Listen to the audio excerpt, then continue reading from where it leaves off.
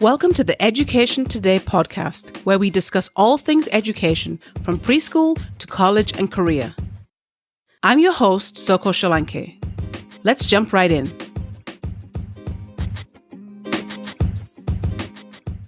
So welcome to today's show. Today's guest is a returning guest, Deborah Joseph. Thank you so much for joining us again. Thank you so much for inviting me. It's a pleasure to be here. All right. So tell our guests, before we get started in today's topic, tell our guests a little bit about you, about what you do, about your family. Yeah, sure. So my name is Deborah Joseph. I'm a returning guest of SOCA's. It's just an honor to be here. I am about to be 43 next month and Haitian descent. So yes, sak passe tout le monde. Born and raised in New Jersey.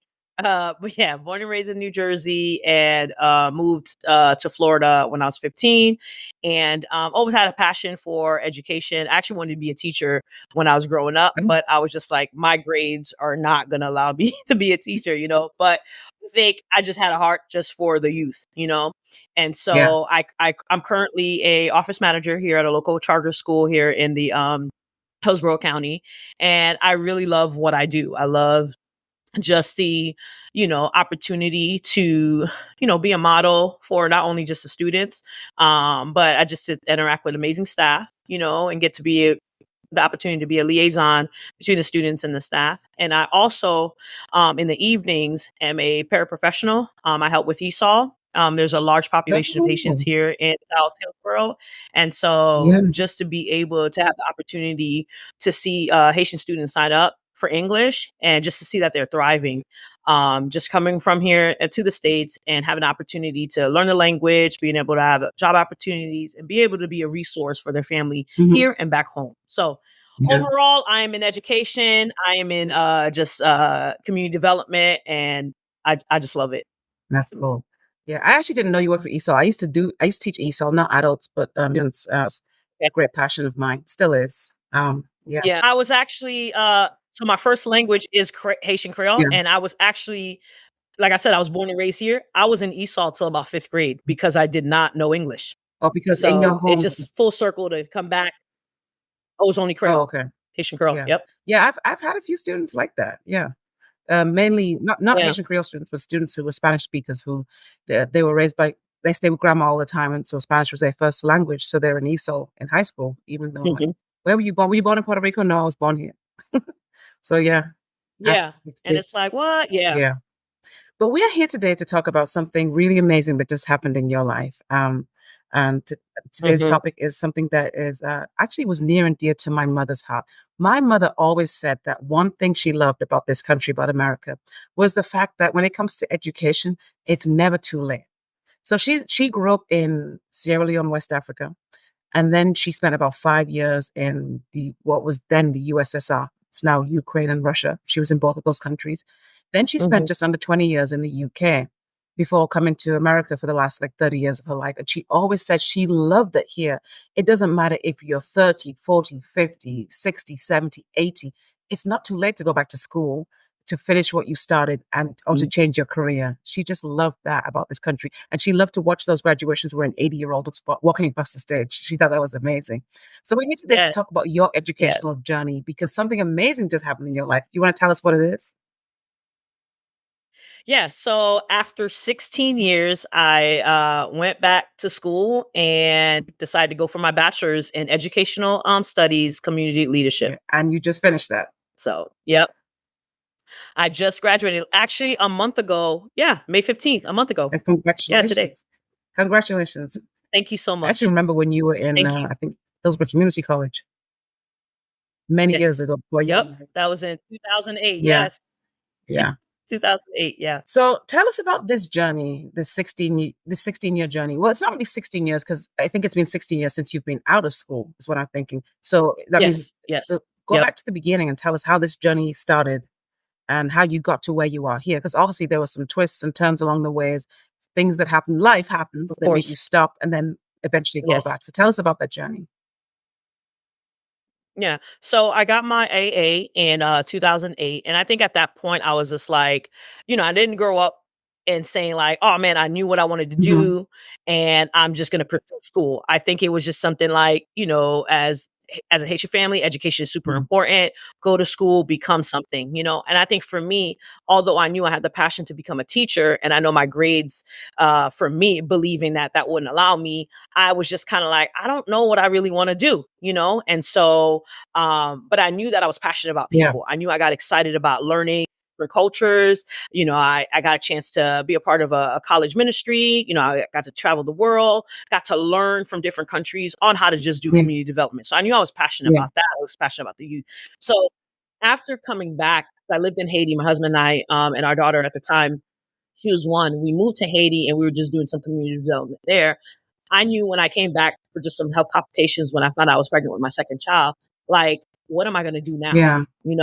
I wanted to make more money, and I just knew and felt like if door and opportunities are not opening up, I need to go back to Yeah. school. So I think that was the thing. I was just like, I've had all this experience from traveling the world. What is to show Yeah. for? And so it's like, I remember going down to St. Pete College and I spoke to an advisor and I was like, look, this is what I've done.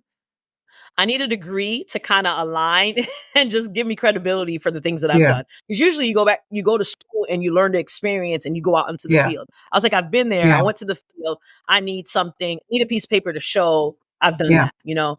And so they were like, oh, the way that you're speaking, it sounds like educational studies, community leadership is the best program for Mhm. you. And I just remember like, oh my gosh, I'm going to go back. I remember going to Regel and saying like, I think I'm going to go back Your to husband. school. And immediately he was like, yeah, my Yeah. husband. My husband Regel was just like, what do we need to do for you to Oh, do it? I got you. Right. I just remember that. And I was nervous because I hadn't been in school in such since 2008, like I mhm. said. Even the platform had changed. We were using something as chalk and wire. I was just like, what is this? I remember like logging in and just not because I was used to Yeah. Scantron. I was used to like going on a campus and it was just already different. So I just felt like I'm starting all over Mhm. again. And right now, at this point, I'm in my mid-30s. Who goes back to school in their mid-30s, And yeah, I have a 3-year-old and a newborn, Yeah. And so I think it was just kind of like, Deborah, I think you're making a mistake. Forget it. Like, no, but I did. And I went back and I remember going back and I started with 2 classes No. and I was driving to St. Pete, Oh. 2 days a week for those 2 Mhm. classes. Yeah. And then COVID hit and I had to No. transition to all Oh, online. wow. Wow. I Yep. feel like I'm missing a part Yep. of the story. When 16 years ago, was it, or 18 years ago, why did you stop? Yep. So I didn't know what I wanted to Okay. do. Right. I was like, okay, I got a liberal arts. I got an associate's in liberal arts, but I was like, what am I Yeah. gonna do with that? I couldn't like Oh, land on okay. something. I couldn't land on something. And part of it was just kind of I just didn't a lot of times, you go back to school, you kind of know Yeah. what you want to do. And I was just like, I don't want to waste money. I really want to go into something that I'm really Mhm. passionate about. Right. And so I think I just even embarrassed to admit that, like, I did not know Yeah. what I wanted to do. Right. I just knew that I wanted to provide for my family. I want to do something that excites me. I want to do something where like I'm interacting with people on a daily, like, and part of it was just like youth development or just community development, like seeing an issue and realizing how to really empower the people in that community to do the thing that they're passionate about. I knew that, but what did that entail? What career goes alongside of that, right? And so I think I needed to know that for myself first. And so I was just kind of like, all right, let me just travel the world. Let me just learn from other people, learn from other Mhm. countries. A big part of it was I was in that ministry for that long Yeah. too. And so I was just kind of like, oh, maybe school's not for me. Let me just Yeah. focus on this thing. After leaving Haiti, I realized like, no, I need to go back. Yeah. I need the educational piece to align with the Okay. experience because I felt like even with being in Haiti, like there was more that I can do for my Haitian people, and I think like going back was like this is a better way to actually serve Yeah. them. Yeah. That's good. So, sitting in the undergraduate classes in your late 30s and 40s, with I'm sure there are other people who are older there also, but there's probably a majority, I'm guessing, of younger students. What was Yes. that experience like? Do you become the elder statesman in the classroom? What is that experience like? So I think in the beginning, it was this thing of like, oh, I'm the oldest. There were classes that I was in, I was Okay. the oldest, right? And so you have 18-year-old, Yeah. 19-year-old, and here I am approaching Mhm. 40. There was a sense of just like, I I'm so embarrassed, Oh, no. you know? And yeah, I think part of it was just kind of like I could have been done already, right? So I had to get Yeah. through that, work through that. But I think the class and the students, even when we were having to do group projects, never made Yeah. me feel that way. It was sort of like, "Oh my gosh, you have Yeah. experience. Like, I need to learn Mhm. from you. Like, this is amazing. You're going back? Like, why did you go back?" So it was just like this thing of just like, I'm a mentor now, Yes. you know? And there were things that when we had to break down in groups, they were like, "We wanna be in Deborah's group," you know? Wow. And so that made me feel, really confident. That made me feel encouraged. That made me feel like I had something to offer Yeah. to give back. So I think my experience of here I am in my head overthinking my age, and here I am with group of students that are like, "You're courageous. Like, you have inspired us to, like, no matter what, we can go back. We can Yeah. continue on this journey," you Yeah. know? I was a sense of hope for them. That's good. Yeah. That's why I was asking you if you became like an elder statesman. I was wondering if you like you Yeah. use the word mentor. That's what I was thinking. That's pretty cool. Yeah. Yeah. Yeah. So, Yeah. life gets in the way of things we want to do. So, what were your challenges? I know you have kids, so that's definitely a challenge, and you're working as well. What were the challenges Mhm. that made the um like? Because I'm guessing you did like just one or two classes at a time. You couldn't go full time because of life, you Yeah. know. So, what challenges did you face along this journey Yeah. the last few years? COVID, obviously. Yeah. Yeah, so I think COVID was the biggest twist Mhm. for me because it was like now transitioning to online. So I'm a people person, like I mentioned, so I need to be Yeah. around people, right? And so as an extrovert, like you thrive Mhm. off of the energy of being with other people. That immediately stopped from a semester later to now Yeah. online. Like I am not around any, right? So even if I had a question, who am I going to ask? How I'm going to process out loud? So that for me was the biggest challenge is like, how do I continue with part time, two classes at a time, just behind of a screen, Mhm. right? That I didn't know how Yeah. to do that. So that was one. Number two is that my kids are home with me, right? And they're Yeah. young, so they need that attention, right? So full time mom, full time wife, you know, and I'm part time student, and their needs while I'm trying to study, and Raquel needs this, Aji needs this, and I want to be Yeah. available to them, you know. So there are times where I couldn't finish the assignment or I had to pause the assignment and it took me like a lot longer. Because again, I've been out of Mhm. school. So even trying to take notes and study, I had to Yeah. relearn a lot of Yeah. things, you know? So it just slowed me down in a sense. Not that it was bad, but it was just kind of like I need to relearn Mhm. all this. So that was number one. Number two is like, okay, we need income, you know? And so Yeah. having to figure out like how to part-time job as well, because a lot was just on Regel, you Yeah. know? And so I think the biggest for me was self-worth. Can I do this? Can I actually put my mind and my energy to say, I'm going to go back to school? And if I'm taking two classes out at a time, this journey is Mhm. going to be Yeah. very long, you know? And so it was actually, I don't know if I gave the date, it was in the end of the fall semester of 2019 when I registered Also, to right go, before you know? COVID. And like I said, I've always thought right before COVID. That's what I'm trying to say. And so during COVID, two classes at a time, two classes at a time. It wasn't until last semester, actually fall of 23 that I went four Oh, classes. And then spring, I yeah. took four classes just to finish. Cause I was just like, if I continue with two classes at a time, I would be done in Yeah. 2025, 2026. And I was just like, it just sounded like forever for me, you know? But I think the challenging was like, for me was self-worth. Like, Deborah, can you do it? You know? And I'll get into that a little bit more, but it's just like when you grow up and thinking that you're not going to amount to anything, you're not going to be able to achieve anything and to be inspired to do anything or be anything, I think that plays in your psyche for such a long time. And so the biggest challenge was like, speaking to little Debbie, every single day and getting up and saying, you can do it. You can't, not only for Mhm. yourself, but for your two Yeah. children, your two beautiful daughters that are looking at you every day and seeing, mom, like, what are you doing? What are you studying? And being at COVID, I was actually doing my homework while Raquel's trying to do her homework. We were just like, we made it into a little game, like mom's studying too and doing her homework. And Aji's trying to learn her little ABCs. And I'm just trying to read through this paragraph Yeah. without getting distracted, you know? So, those were some of the Yeah. challenges, yeah, that I I faced. remember, teaching full time doing my master's online, and my kids they were still pretty young. I think I had two in elementary and one in middle school. Yeah. And I just remember feeling so guilty because that year, 2 years that I was in graduate school, and my husband was working full time, and I'm working full time too, and the kids at home. Mhm. I remember feeling so guilty because my kids were eating ramen noodles because that's all I could do. I couldn't just be there for them the way I needed to, you know. It was oatmeal and cereal. Yeah. Yeah, I Thank hear God you. for cereal, ramen I hear noodles. you. Yeah, but I remember Yes. there was a Yes. lot going on. So you said those last, I think you said 2 semesters, Yes. you do full classes, but that's full time. So you were doing full classes, plus you were working Yeah. a full-time job and a part-time job Full and time. raising your family? Yes. Like, are you Yes. superwoman? And DJing on the DJing. side.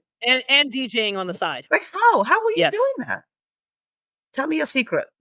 I think it was till this day, I don't think I knew. I think it was the drive. Oh. So, you know, so Acts 2024 is like one of my Mhm. favorite verses, right? And so I think there was something about the number 20 and 24. So, I was born July 20th, and I think for me was like, hey, I don't believe in numbers really like that. I don't believe it's like, oh, let's just be super deep because Deborah's always trying to be deep. I think for me, it was a point where I remembered that verse and I remember reading it.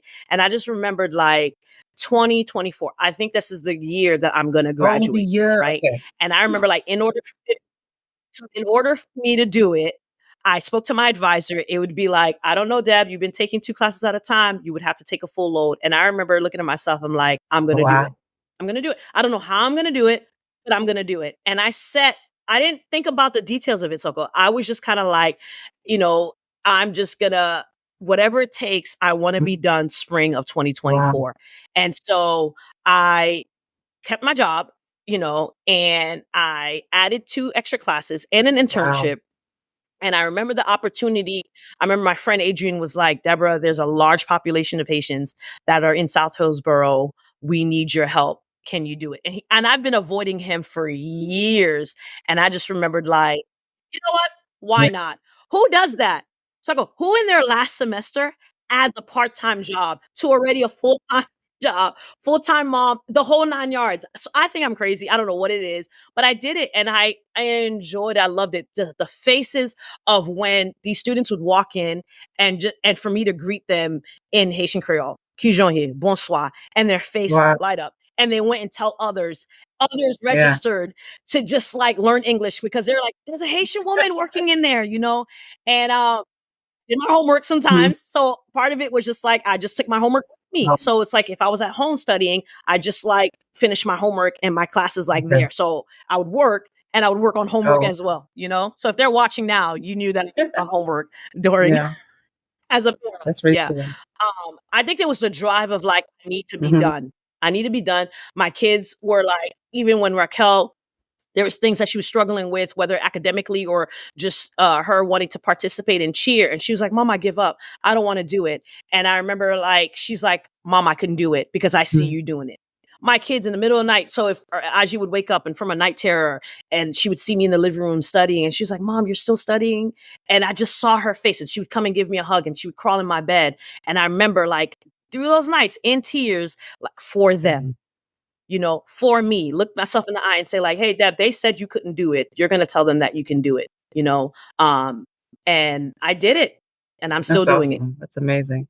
So you kind of already alluded to my next point, which was I was going to ask like, who or what was your motivation? Like who or what was your why? It sounds like it might be your daughters and you also. Yeah. So first was me. I think for me, I kind of mentioned that like you growing up thinking that you're not enough or you're never going to amount to anything. And I remembered feeling, I think it was this semester that I was always Mhm. enough. Like I was always Mhm. enough. So it wasn't this thing of like getting this degree is going to make me enough. Like, I define this degree. This piece of paper does not define me. I define it. Right. So for me, it was just like, it took me 40 something years for me to realize like, Deb, you were born Mhm. enough. So it's not all these accolades that you gain and stuff like that. So that was number one. Number two, I think it was my girls. So my girls for me was my source of inspiration, motivation. So no matter what they decide to do or don't do, they could look back and say like, my mom went Mhm. back and she did it. I think kind of like what you're saying with mommy. Like mommy was just kind of like, "Hey, we're in the States. Like you can always go back." No one to say like, I think it's average is like you go to middle school, you go to high school, and right after you go to Mhm. college, and if you decide to go for your master's or there's this thing that every 4 years you complete this thing. But everyone's journey Yeah. is different, right? Because life throws different things at you, you know. And so That keeps I life. realized for me it was this thing of like, Deb, you life was life. I can't compare myself to my I was like in my best friends group, all of them have gotten their bachelors, and even some of them has gotten Mhm. their masters. And I used to always be the one that at the end I was like, I don't have mines yet, you know. So now I'm like, I'm definitely in, girls. Like here, Deb got their bachelors now, and they all Yeah. came down, you know, for me to celebrate this moment for me. But it's just kind of like I I had to embrace and accept that this is your journey, Deb, right? And you finished the time that you thought it was best for you and your Mhm. family, right? This is my own story. I'm the narrator of my own Yeah. story, you know? And so my girls and myself was my motivation, and my Mm. community, like my Haitian community was just like, we can do this, guys, no matter what obstacles that face our way. Like we're a resilient people. We're in a resilient nation. And so we got this. We Yeah. can do it. What's interesting is I remember it's like I didn't realize I've been following your journey all these years. I remember being at your graduation at HCC. Maybe I'm wrong, but I Yes. remember being there. But I also remember being at a graduation. You must have done some kind of course in like biblical counseling or something. Who was at that Yes, from ceremony? Life University. Who at Yeah. that Yes. ceremony? Look, you remember. Yes, It was not yes. far from where I Yeah. live now. It Yep. was like in this county. Yeah. I went and got a certificate for just doing some counseling through like church, life Okay. coaching and stuff like that. And I Yeah. remember just being really inspired and thinking, I Yep. want to do that. That was so Yeah. cool. Yeah, you do remember that was in there. I don't remember what year that was, but that was in the Yeah, 16 years. You know, add that that was a in there long time too. ago. So you went back to Yeah. school. You had the road was winding because of COVID and life was lifing and you had kids and you had to work. Then you bolstered up, ramped up the number of courses you were taking so you could finish in Acts 2024. And then you finally made it. What was it like to walk across that stage? So I started like I'm on social media, but not as much as like I don't even know how to do social media. So I'm just on it just Mm. to be on it, right? So I decided to start this countdown at day Mhm. 29, right? Random odd number or whatever. So I was like, I'm gonna count down to May 15th, right? And so I think each day, I think because it started where I got my sash, Mhm. right? I end up ordering the Haiti sash and I ordered some cords and I was like, I'm gonna record this journey so I can build myself up to like, what am I gonna Mhm. do that day? You know? And so from 29 all the way down to the last day, you know. And so I think I kept on envisioning like this has been a long time ahead. Am I gonna walk? Am I gonna skip? Am I gonna dance? Like I was just kind of like, here you have 3.4 seconds of fame. What is it gonna be? You know, I think I was still, and I ended up getting a cold that week, right? So I was not even feeling well or whatever.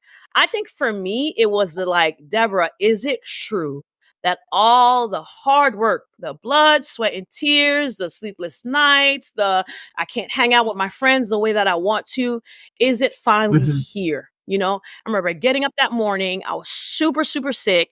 Still went sitting there. I remember seeing the banner for education. I still didn't believe it, Soko. I still did not believe it. Right. I sat there, you know, and my friends came. They flew down. You know, from friends in New Jersey to friends in Maryland, you know, they're waving and all. I still didn't believe it. I think it's when the other professors said it was time for the education department to Mhm. stand up. And Soko, I think it finally hit me like, that's the department I'm in. That they're about to call me, you know? And I stood there and I walked and I remember like shaking, right? And you get there, you take a picture and I hand in my card and I wrote on my card, oh, I'm getting emotional just thinking about it. I wrote on my card 16 years Oh, later. wow. And the guy that was about to announce my name, he was like, 16 years later? He's like, oh my gosh, you did it. You're here. I think that's when Yeah. it hit me. So it hit me where like, I'm here. I'm about to walk across the stage. And I chatted with him a little bit. He said my name, and I remember just my hands just going up, just one in awe. And then two, my girls are Yeah. watching me. They're like, Mom, she told me, she's like, Mom, I screamed, that's my mama on that stage. That's my mama, and Raquel's like, you did it, mommy. I knew you could always do it. And I talked to the president for a little bit. We were just chatting. This is a whole time that's just happening. It's like, Deborah, get your degree and walk over. But I did it, Soka. That's cool. I did it. I was enough. I will always be enough. My girls know they're enough. They will always be enough. And I got my Yeah. bachelor's 16 What months do you later. think this moment meant for your husband and your kids? I just wonder if I was a source of Yeah. hope for them, a source of inspiration, a source of motivation of just like, man, and mom, we barely saw mom the 32 weeks. My kids barely saw me. Like I told you, they were on some cereal and oatmeal, and Rigel made spaghetti a lot. And so he really took the bulk of like really caring for them because it just was a lot. And I think for him, it was just like, no one Yeah. could stop you. Whatever you set your mind to, you can do it. And my girls were just like I told you, Raquel did it. I didn't think she could do cheer just because she got in Hmm. mid-semester, and she looked me in the eye and she was like, Mom, did you teach me that I Yeah. can do it? Trying to make cheer competitions, like trying to still Yeah. be active. The kids had award shows and It's a all lot. this kind of stuff, and they were in this and this and that, still trying to squeeze that in there. Sometimes I would show up, and then my laptop would be right there with me in the car, trying to submit that assignment. So it was juggling a lot at the same time. And so I think for them, I think it was like, Mom, you can do it. And I think even if I didn't believe I could do it, like Yeah. looking at them and the way that they gaze into my eyes made me believe like Yeah. I can do it. It's I did awesome. it. I'm And still kudos doing to it. your husband because I think what stops a lot of women, I mean, not that they don't do it, but I think what hinders a lot of women and makes it harder is not having a supportive husband or partner. Because, Yeah. but if you, and I know a lot of African women who Yeah. have husbands, but they're not supportive and they wouldn't support do that. And in fact, I Yeah. know some who would even make Yeah. it difficult. Yeah. That's terrible, isn't it? But it's true. Uh, Yeah. and Yeah. Yeah, he was very supportive. He was like my number one yeah, cheerleader, like so from get go. There are times where I barely saw Rigel. There are times Rigel was helping me. I was like, Rigel, look, I have 3 chapters to study, and I have to take a quiz. Can you take chapter 11 and I'll do 12? And literally, I was like, I need your help. I yeah, need your help here. Like, I mean, yeah, it was a family thing. I think we all yeah, got that degree. The whole yeah. Joseph family got So that degree. kudos to him. That's a great man. Um, so I remember Yeah, when we were at your luncheon after the graduation that you were showing a video that your principal had recorded, like congratulating you, and then you were saying that in the school they'd streamed the graduation. It's like I've worked in schools and I had many principals. This is not something. I mean, this was a big deal for your school. I love that the staff and even your yeah, yeah, principal was so enamored and really what's the word I'm thinking of? They were celebrating with you. I've never seen that before. Not that it would never happen, but this was like a different experience for me. yeah, Tell me about yeah, your school's response and your yeah. principal's response. Um, So I love the school that I work at. And I think part of it is that, a lot of times people want to just big up their school and just like it's the Hmm. best school ever, it's perfect and all this kind of stuff. And who wouldn't want to say that? I love my school because we're super transparent. I think that if there's an area where they need to grow, they will sit down and figure out like how Hmm. do we do this better? How do we make this better for the students that we serve, for the parents around the community? So I love the transparent aspect of just like I work at a school that we're just not going to only just take the critiques and sit in there, but we're going to come up with solutions for that. So that is for me then what. But they're super supportive. I think from day one when I got hired is like, Deb, like you have a place at this table. Recreate it, read it, whatever you think is best, let's do it. So I've always loved the support that they've given me. So they knew that I was going back to school the moment that they hired me. And so they were with me in that journey, my front office team, other staff members. So I love the fact that they were like counting down with me, right? What I did not know was that they were actually going to watch it that day. Sent a few of my friends the link.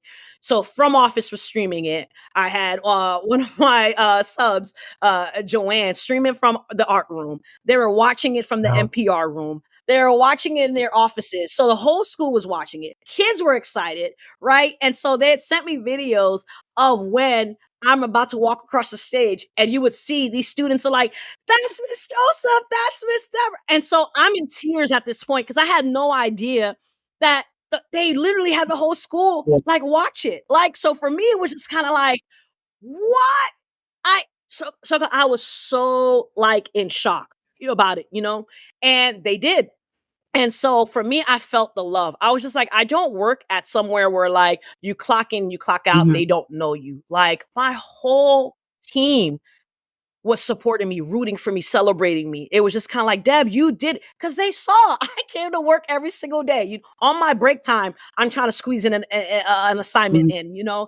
And so I felt super loved, super supported. Like I felt like super celebrated. And my assistant principal came to my luncheon. My principal couldn't make it, but he I sends me see. a video of congratulating me at the right time. Yeah, it was just like, I just felt super loved by everyone from like I said, from parents were like had Wow. heard of it, were texting me like, "Oh my gosh, Miss Joseph, we're super excited." And so it was really a community thing, like from home life to where you work, like it was a big deal. And I think for me, again, because I don't think of myself that way. So I think for me, it was a humbling experience of like, Deb, you're loved, you're valued, like embrace the celebration. And that Yeah. just blew my mind. The only thing I've ever seen close to that in the schools I've worked at was when Obama was being inaugurated the first time, and the school streamed it in the auditorium. So that's why to me Oh, I'm on that Obama level. I'm on that Obama level.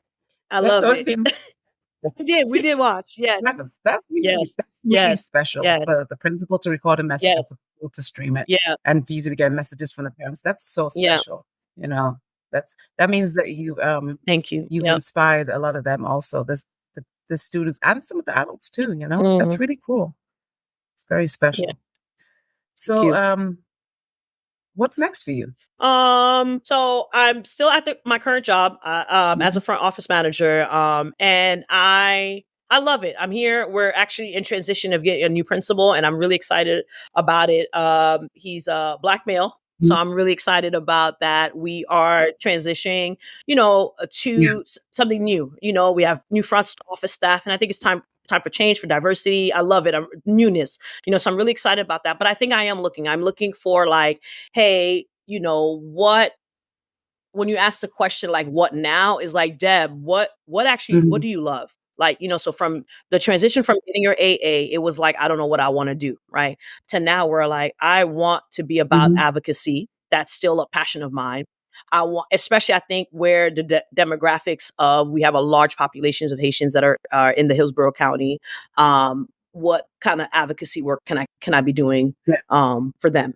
You know, so whether it's like, do I find somewhere in the nonprofit Mhm. world again, um, or do I stay in education, but more so of like trying to do student Yeah. services or peer mediation? Like, for a long time, even in this transition, I was doing girl Y young black girls mentorship yeah. program with Mama Africana, and that was amazing because I got to Mhm. be what I needed.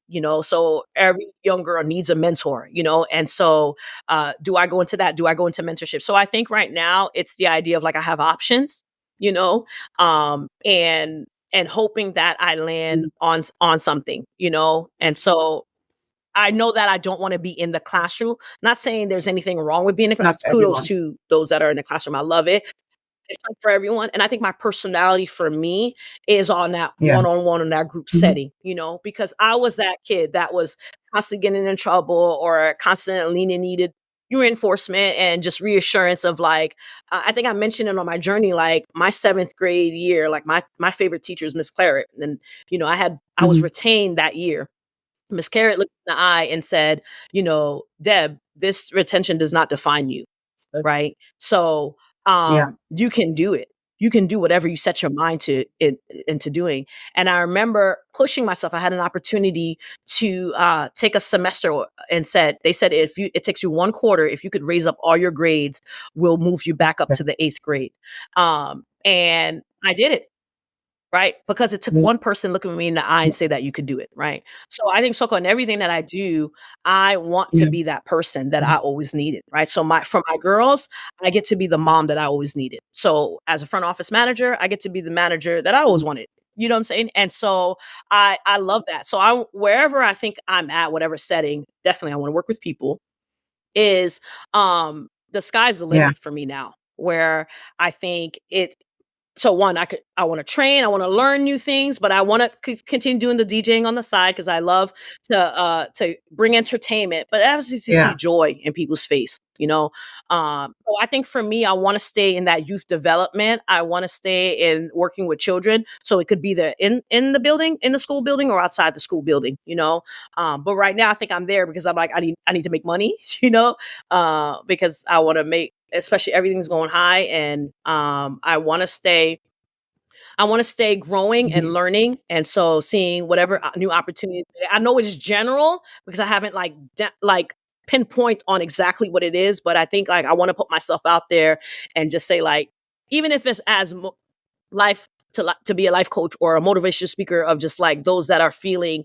especially in that if they stop school and that they feel like they couldn't go back or don't want to go back, or what's the point of going back? I can just be like, Mhm. I went back, and let me tell you, and that you have your own story and your own journey. What is it for Yeah. you?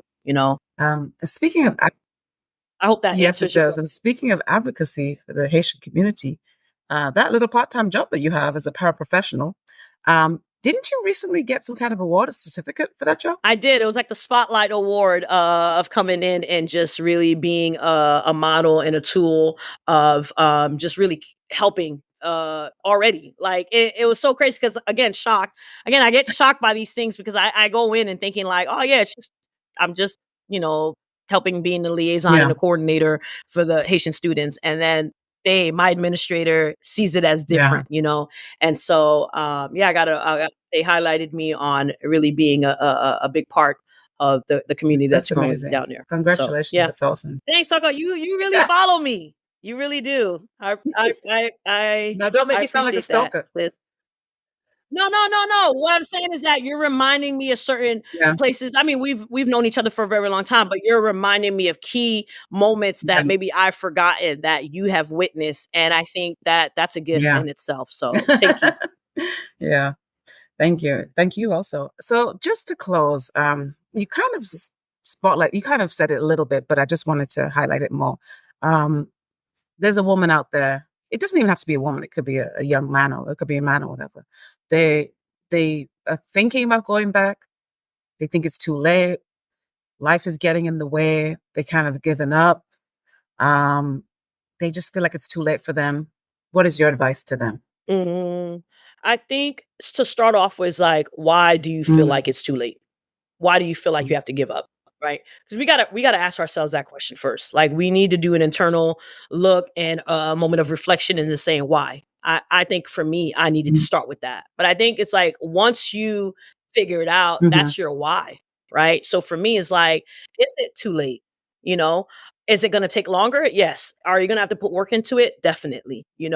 But it is Yeah. never too late. Right. And again, this if it's going the route of going to school, that paper, that degree Mhm. does not define them. They do because it's Yeah. what they do with, what doors now and opportunities that's going to open up for them. And so I'm like, let's go. That's been my whole phrase throughout this journey is like, Mhm. let's go. So if it's like there are moments, so called not want to get up out of bed, they not even want to pull the cover over out of bed. As much as like I'm a people person and I'm Yeah. always at a 10, I struggled sometimes to pull the blanket off, but it was like, let's go. Yeah. Let's pull that cover off. Let's get dressed. Let's get everyone started. Let's Mhm. hit reset. Because there were moments where I was just like, if I got a C or B, I'm like, let's do it. Let's resubmit that assignment. Let's go. And so for that person, for you, Yeah. let's go. You got exactly what it takes Yeah. to do it. And I believe in you, believe in yourself, get a community around you, get your village around you, and let's just go, right? Because my village came down miles to say, Deborah, we're gonna see you walk across Yeah. that stage because we've been with you through the journey, right? And so it's a general statement. Who doesn't say you can do it? And it's just words, it's just phrases. But when you look yourself in the eye in the mirror and look and say like what all the obstacles and all the challenges, all like the years that it might take, At the end of the day, you're Mhm. doing it for you, and find that group of people where you're like, Yeah. who you're doing it for. And for me, it was for Yeah. myself and my girls and my That's good. family. That's good. Let's So let's go. go. Let's go. As you were speaking, I was Nale, nale. I was reminded of I have my godmother, Regina Oyakoya, you know her, right? Yeah. I once heard her give an advice to a young woman Grandma. she was telling the young woman, go and get your BSN in nursing. And the young lady was saying, that's going to take me 2 years. It's going to take 2 years. It's going to take 2 years. She said, whether you go back or not, 2 years is going to go by. The 2 years is still going to go by anyway. So you can go back during those 2 years or you cannot. But either way, 2 years is going to go by. And I was like, that's true. That is 2 years. so true. 2 years doesn't That's change true. it. So let's Yeah. go, right? Yep. Let's do it. Yeah. Yes, let's go. Let's do Yeah. it. I Yeah. love that. Let's Well, do Deborah it. Joseph, congratulations again. And thank you so much for coming on and tell us all Thank about you. your journey. You're such an inspiration to me and to many others also. Yes, I really appreciate it, Soko. Thank you for like inviting me. Like I said, you came to my luncheon, you came to my graduation party. I think your family has been, another great support system for me. Like your sister Evie, Oma, like it's just been amazing. Mommy, I remember I actually went to go visit mommy's gravesite the day before my graduation because I think like her saying, I'm proud of you. Mommy has always been like rooting for me since day one, since she met me. And so to hear her, say, you go girl, and to say that, she's, she's proud of me, And so it was a joy to be with Evie, Steph, and Romy and Labria and to have that moment. But like your family has always, always, always, always had my back. And so it is a joy and honor for you to be in this platform, doing this, really bigging up education, especially in our diverse community, is huge. And so I'm humbled that you invited me to speak on a topic that's been so dear to me. And so I Thank you thank you. so much, Deborah. You got me all emotional. Stop it. Thank you. All right. Okay. So thank you so much, Deborah. Of course.